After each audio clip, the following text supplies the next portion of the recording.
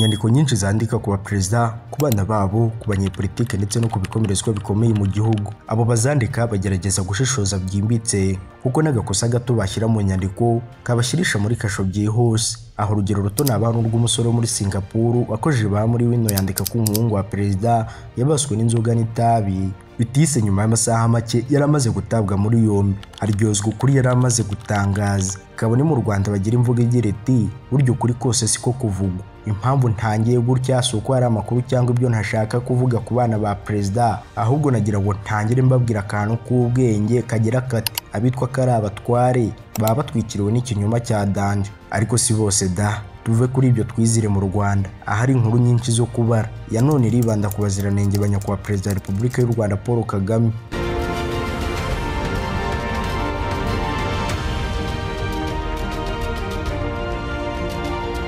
Kuva ku musore w'imfura akaba umusore mwiza muremure w'imibiri yombi kandi w'igihagararo gishyitse. Amazina yakaba ari Ivan Cyomoro Kagame. Twitse gato tujye ku mwana we wa kabiri, nta wundi ni Ange Ingabire Kagame, akaba umukobwa w'imfura muri byose, akurikirwa na Anne Kigenza Kagame, umusore wiyemeje gutanga umusanzu we mu kubaka igihugu. Naho ubucura bwa Perezida Paul Kagame ni Brian Kagame. Uretse ibyo bwiza bwabo utangarirwa na benshi, ni n'intangarugero mu kurangamirwaho na benshi mu bikorwa byo gukunda igihugu. Igihugu kibitezeho byinshi ku byerekeranye n'umusanzu wabo mu iterambere ry'igihugu. Biragoye kubona inyandiko n'amakuru avuga ku bana ba Perezida Paul Kagame, ariko twakoze ibishoboka byose tubakusanyiriza byinshi byihariye kuri Kapiteni Ian Kigenza Kagame. Ngiye mugiye ku bana ni Habimana Jean Dodi, iyi ni Deep Media TV, ku isoko y'isomero y'ibyegeranyo byiza bigezweho, dore ko twibanda ku busesenguzi n'ubusizi mu myidagaduro, politiki ndetse n'ubuzima rusange bw'abaturage. Ngaho timaze utekane ushyire umutima mu gitereko wongere volume, tubive mu zirimo zingo, turebere hamwe ubuzima budasanzwe bwa Kapiteni Ian Kigenza Kagame.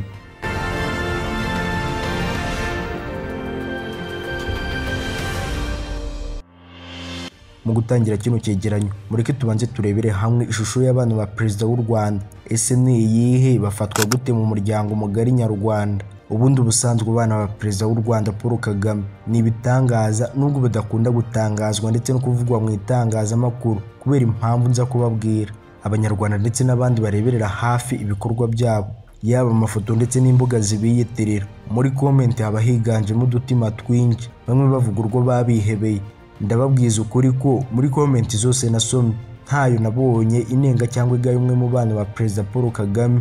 Bivuze iki rero? Abana be bose ni intakemwa mu mico no mu myifatire, dore ko bacigatiye umuco, naho imico mibi nico kuri bo. Biyorosa ubupfura maze bakambara ubutwari, bakabona gukotanira urwababyaye. Reka tugabanye ubusizi n'amagambo yuje ubwenge kuri Kapiteni Ian Kigenza Kagame, kuko ndabizi nkomeje kuyavuga ntiwarambirwa, washiduka nk'utwaye amasaha menshi bikarangira nkwiciye gahunda zawe. Mureke dusimbuke turebere hamwe ubukotanyi bw'intore akaba umurwanyi kabuhariwe. Kapiteni Ian Kigenza Kagame ni umwe mu basirikare mu ngabo z'u Rwanda mu gice cy'abarinda abayobozi bakuru b'igihugu. Uyu nta wundi ni Kapiteni Ian Kigenza Kagame, umusirikare kabuhariwe ntagereranywa mu ngabo z'u Rwanda. Akaba n'umuhungu wa gatatu wa Perezida Paul Kagame na Madamu Jeannette Nyiramongi Kagame. Iri zina Kigenza ryahawe Ian Kagame arikomora ku mukurambere wo ku ruhande rwa se, ni sekuruza we Chef Kigenza. Ian Kigenza Kagame yavukiye Kigali mu Rwanda ku itariki 18 Gashyantare mu 1997. Avukira mu muryango w'abantu bahisemo guharira ubuzima bwabo politiki yo guteza imbere u Rwanda. Ian Kigenza Kagame ni mwene Paul Kagame na Jeannette Nyiramongi Kagame, aho Paul Kagame ari umuhungu wa Deogratias Rutagambwa mwene Kamana ka Chef Kigenza cya Rwakagara rwa Gaga, bamuteza intare wasesonga amakara ya Kiramana cya Mucuzi wa Nyantabana Bugirande bwa Ngoga igenera cya Makara ya Ndega ya Gahutu ka Serwega rwa Mututsi.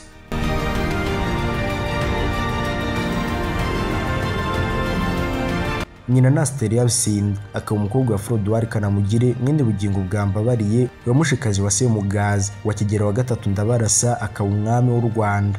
Mama Ian Kigenza Kagame ariwe Jeannette Nyiramongi Kagame ni umukobwa w'umukobwa Leonard Murefu mwene Rwabinigabiga watwaye Igitega muri Sherifu y'Ubufundi, akaba akomoka mu nzu y'Abanyiginya Babaya bakomokaga kuri Nyarwaya w'umwami w'u Rwanda Yuhi wa gatatu Mazimpaka. Nyina wa Madamu Jeannette Kagame ni Mukayiranga Concesse akaba umucyabakazi, ni umukobwa wa Ndamage Jean Damascene mwene Rwasine rwa Sebashongore wa Ndengeye Ngoma wa Mubanga wa Mugonde wa Nyamugasiro wa Mukene wa Musengo Rwagahu na Nyirarucyaba.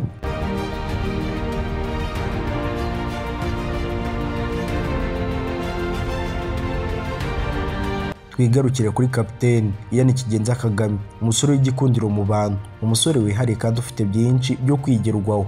Uburezi bwe bwatangiriye mu ishuri ribanza rya Green Hills Academy, aza gukomereza mu ishuri rya Idiafield Academy mu Massachusetts riri muri Amerika. Rikaba ari ishuri ryiza ryigenga kandi ritegura uryigamo kuzaba ukomeye cyane. Hanyuma yaho yaje gukomereza mu mashuri makuru mu bigo byo mu rwego rwo hejuru nka Williams College. Ian Kigenza Kagame ni umusore ukunda gusabana ndetse na siporo, kandi yanabaye kapiteni w'umupira w'amaguru, dore ko yagiye agaragara kenshi mu kibuga aconga ruhago. Urundi rugero ruto naba ni urwa tariki 24 z'ukwa mbere 2023, ubwo yigeze kuba umukino wa kimwe cya kabiri wahuje ingabo zirinda umukuru w'igihugu n'abandi bayobozi bakuru n'ingabo zitwara ibimodoka bya rutura bya gisirikare.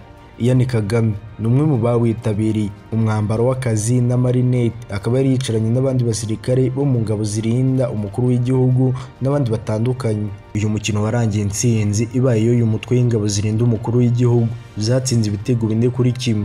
Iyi foto ya Ian Kigenza Kagame iri mu zagarutsweho na benshi muri icyo gihe. Ibigwi n'amateka bye ni byinshi cyane. Ku myaka ya 28 rero Ian Kigenza Kagame ni ntagereranywa.